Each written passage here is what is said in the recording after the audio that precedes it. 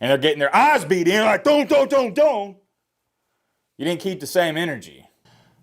I'm going to say this, and I don't want the Florida State fan base and anyone to take this the wrong way. I don't want you to take it as disrespect, but you also got to understand, I got to call things how I see it. Florida State looked like an FCS team out there. They did. But with all that being said, here's what I'm not going to do. And please, if you don't listen to a single other part of this video, just please listen to this part and hear me out.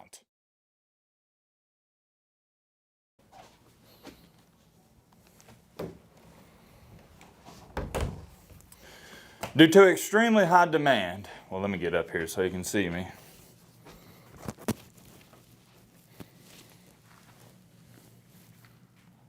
Matt B. Bald has made his return just in time for the playoffs. And oh yeah, by the way, now I'm thinking about it, I know this is a kind of random way to start the video. Somebody today on Twitter tweeted at me and said, yo, Matt looks like Lex Luthor. I have no idea who Lex Luthor is, so I'm going to pull it up in live time. So let's pull it up. Is that Lex Luthor?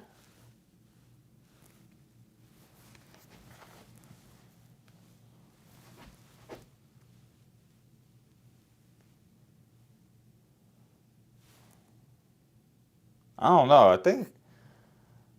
I kind of see it low key. Is this him? Is this the guy? If so, I will take that because that's a handsome looking dude. But locking back in here on a serious note, you know why I'm here. Don't have back on. Oh yeah, and also you probably noticed, Matt, you wore that same fit or the same jacket, and I got the same sweats on it last night, and yeah, I did. Okay, I'm wearing the same fit twice. I just threw it on last night, and it's extremely cold where I'm at. I threw it on again. It's no big deal. I can wear the same jacket within 16 hours if I want to, so don't freak out in the comment section. I'm all over the place. We need to lock in, drop the marker. I gotta write this down. Read it and weep.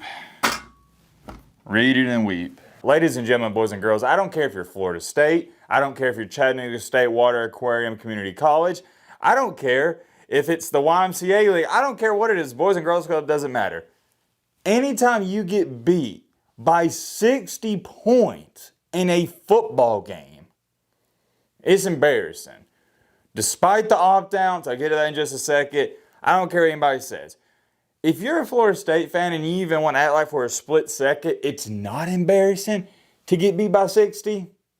You're not a real fan, but more importantly, you're lying to yourself. A lot of people do that in this life. I don't. I'm going to give you the cold hard truth, and I'm going to hit you with a dose of reality. It's embarrassing. And let's also throw this in there, and it's a little foreshadowing, because I'll get to the opt-outs, trust me. It's what everybody's talking about on Twitter. Georgia had opt-outs as well, okay? It's not like Florida State was the only team that had big-time players opt-out. Georgia had guys opt-out as well. The only major difference was Georgia had a way better quarterback, and Florida State did not, and you know how that goes. The first, what was it? The first 10 minutes, or 9 minutes, it was 0-0, and I was actually somewhat shocked. Let me get in the center here. I was actually somewhat shocked at how competitive Florida State was, because I thought as soon as the game started, boom, just like that. I thought Georgia was going to boat race them.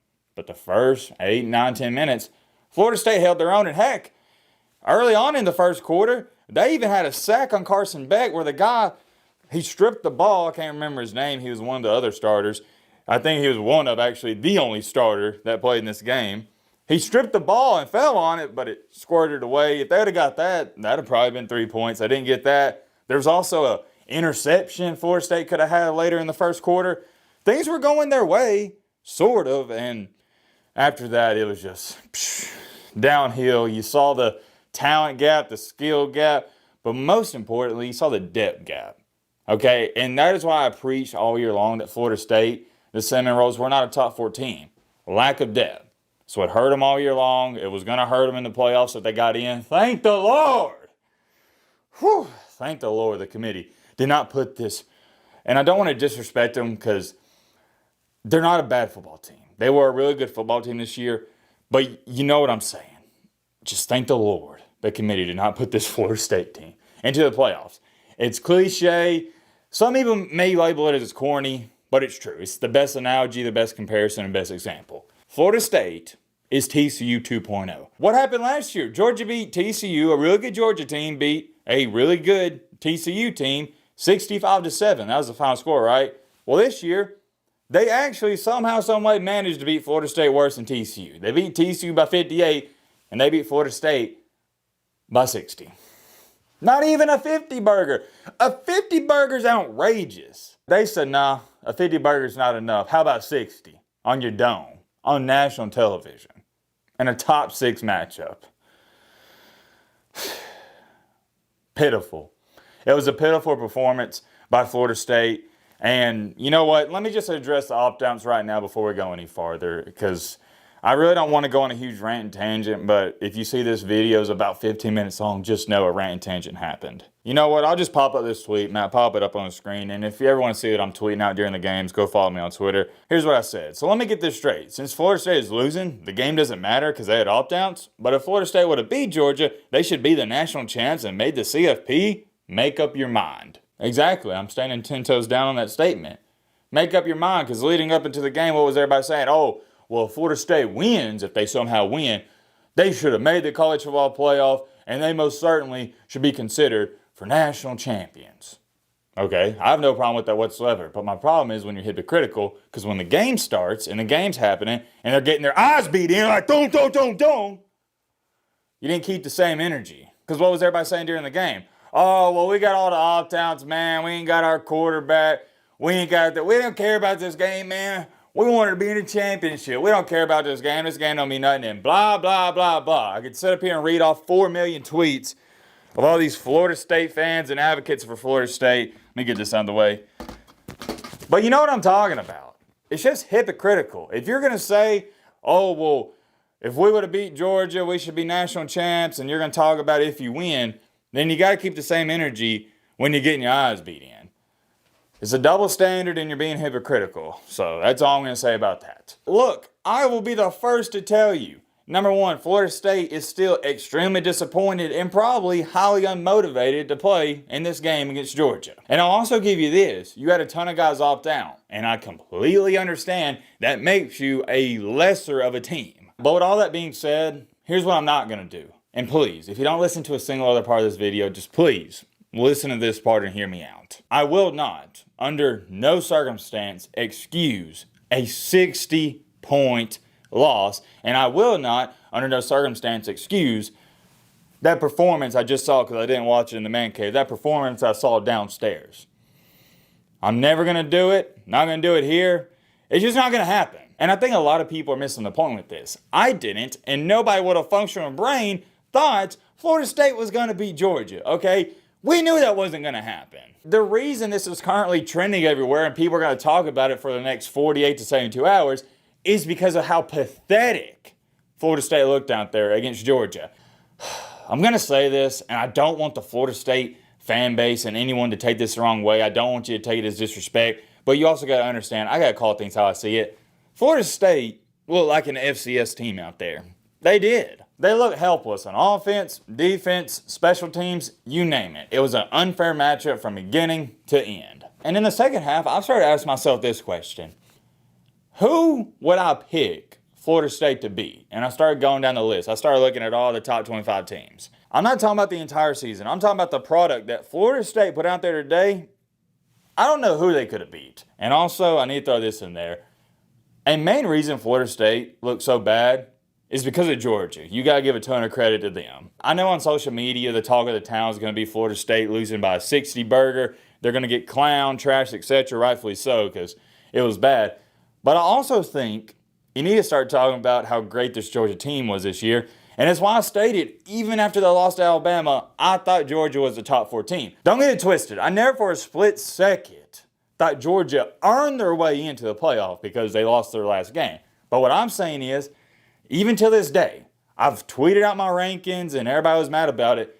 I think Georgia is a better football team than Washington and Michigan. We're not here to debate about the playoff or anything like that, who should have got in. I'm just giving you my humble opinion on the situation. And it goes back to this. It's a different video and a different conversation for a different day. It is extremely unfortunate. The 12-team playoff was a year too late because a team like Georgia, they could have easily won the national championship this year. And I'll tell you straight up, as an Alabama fan, I am glad they're not in the playoff because I do not want to play them again. Let's bring out the whiteboard though. Yeah, y'all should be able to see that pretty good. pull up some of these stats and numbers because I have not even seen them. I have no idea what they look like. I'm going to assume Georgia had over 550 total yards and Florida State probably had under 300. What the crap? Okay, I think we're back. Camera just cut off when I was about to start writing. I hope I got all that because we're at the end of this video. If I didn't get it, yeah, I'm gonna be mad. I think it did save. I'll check. I'm 98% sure it's saved. Whoa, what about this? I'm not gonna write this down, but Georgia had 36 first downs and the Cinnamon Rolls had 11. Yikes. This is total yards, by the way. All right, how many total yards do you think Georgia had? Take a wild guess. Hurry up, it's over 600. 600, good gosh almighty. That's a lot, even considering they started out the second half with their backup quarterback. Sheesh. Cinnamon Rolls had way less than I thought they had about 270-ish. They only finished the game with 209. Not good. Not good whatsoever. Not going to get the job done. And yeah, that is pretty much the only interesting stat I'm going to write down. I'm not going to write down Carson Beck's numbers. You know, he played really good. Even the backup quarterback, Gunnar Stockton, what about that? He played good. And oh yeah, Ryan Day. Buddy, I don't want to make this Ryan Day rant because y'all know how I feel about that fraud, but take notes. That's how you prepare a backup freshman quarterback. Notice when Gunnar Stockton went to the game, he was 6 for 10, 100 yards, 2 touchdowns. He was prepared and ready for the opportunity. Ryan Day put all his eggs in one basket with Devin Brown. He didn't prepare the backup. That's the difference from Kirby Smart, Nick Saban, and Ryan Day. Kirby Smart and Nick Saban understand you may need your second string or third string backup quarterback. And that's why Gunnar Stockton came to the game. He was gunslinging. And I need to throw this in there because some people might bring it up as a good point. It's a little bit easier to play loose when you go into a game and you're up by 40. So that is a fair argument. But the whole point is Georgia's freshman quarterback looked good and he was prepared. Ohio State's was not. Holy crap. Brock Glenn, buddy, what are you doing? And that's all the stats I'm going to write down because it's really the only important ones. You know Georgia dominated this game, but this was a really interesting stat. Brock Glenn, yeah, y'all can see that pretty good. 9 for 26. Not going to get the job done. What is that off the top of my head? 9, 18. Yeah, it's about 35 completion percentage, 34, something like that. 139 passing yards, 0 touchdowns to 2 INTs. I'm going to be honest with y'all. I kind of expected a performance like that because if you watch him against Louisville, he's just not ready. And I knew Florida State wasn't going to put up a fight on the offensive side of the ball. And here's the thing. I believe, if I'm not mistaken, there we go. Need to focus. Yeah, there we go. All right, focus. I believe, if I'm not mistaken, my score prediction for this game was, Georgia 38, Florida State 13. And I said that was being generous, and also stated I wouldn't be shocked if it's something like Georgia 52-3 because it could get ugly. Even when I said it could get ugly and Georgia wins 52-3, that was understating it. It was 63-3. Good gosh almighty. Here's the good news about this game. The only good news. It doesn't matter if you get beat 60. Why did I say it like that? It doesn't matter if you get beat. There we go. 63-3, 6-3, 6-5. It doesn't matter if you lose by 1 point or 60. It only counts as one loss. So that is the bright side. And it's not like it was a championship game, if you want to look at it from that standpoint too. Florida State fans weren't going to be too happy regardless of the outcome. But even if you didn't care too much about this game, like I've stated numerous times in this video, you can't deny the fact that it's just utterly embarrassing to lose the way they did. They look like an FCS team. All in all, though, this game, it shows the skill gap and the difference from a real deal championship contender and a wannabe championship contender. Florida State is not quite there just yet. Will they get there next year? I don't know. Probably not, but I guess we'll have to wait and see. And I understand the whole focal point of this is Florida State lost by 60, but I'm going to remind you yet again, make sure when you talk about this game, you also praise Georgia because they are a heck of a ball club and they're easily one of the best teams in the nation. There's many more things I could say. I've jibber-jabbered enough. Let me know your thoughts down below. But